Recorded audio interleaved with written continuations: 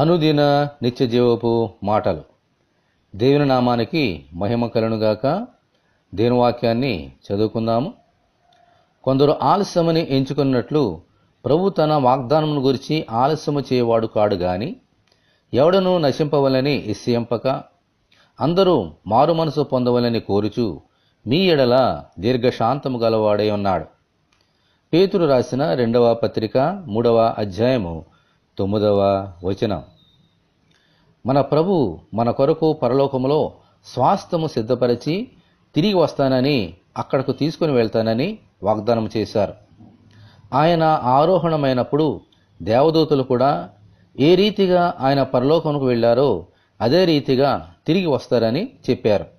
ఆమేన్, హల్లెలూయా. ఇది జరిగి 2000 సంవత్సరములైంది గాని ఆయన రాలేదు.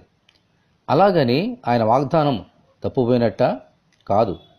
అందరూ మారు మనసు పొందవలని ఆయన ఆశ. లేకపోతే ఆయన వచ్చినప్పుడు మారు మనసు పొందని వారు నరకములో నశించిపోయే ప్రమాదముంది.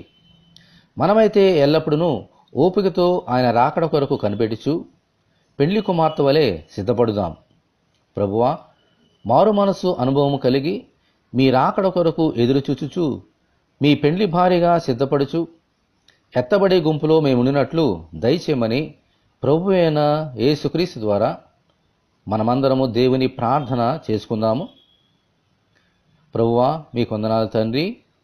అవునైనా ఎవరునూ నశించడం మీకు ఇష్టం లేదు.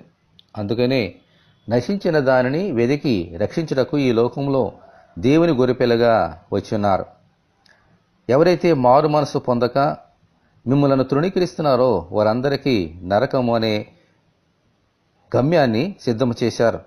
అయితే మేం ప్రభువా అలాగుండక మీ అందు విశ్వాసం ఉంచి త్వరగా వస్తున్నాను అనేటువంటి మీ యొక్క వాగ్దానం పట్టుకొని ఎదురు చూచుచు పెండ్లి కుమార్తె వలె పెండ్లి కుమారుడైన నీ కొరకు ప్రతిదినం ఎదురు చూచుచు మేమందరము ఆశతో కనిపినట్లుగా సహాయం తెచ్చేయండి. మేమెవరము నశించడం మీకు ఇష్టం లేదు. కాబట్టినైనా ప్రతిదినము మమ్మల్ని మేము పరీక్ష చేసుకుంటూ మీ కొరకు విశ్వాసముతో, నిరీక్షణతో, ప్రేమతో ఎదురు చూచినట్లుగా ఆ 2వ రాకడలో ఎత్తబడి గుంపులో మేముండి సదాకాలం మీతో ఆ స్వాస్థ్యములో జీవించినట్లు మీ కృప మాకు అనుగ్రహించమని, ఈ వాక్యం వింటున్న నీ బిడ్డలందరినీ దీవించమని యేసు అతి పరిశుద్ధమైన నామములో ప్రార్థన చేయుచున్నాము తండ్రి. ఆమేన్. మన ప్రభు అయిన యేసుక్రీస్తు కృప మనందరికీ తోడి ఉండి నడిపించునుగాక. ఆమేన్.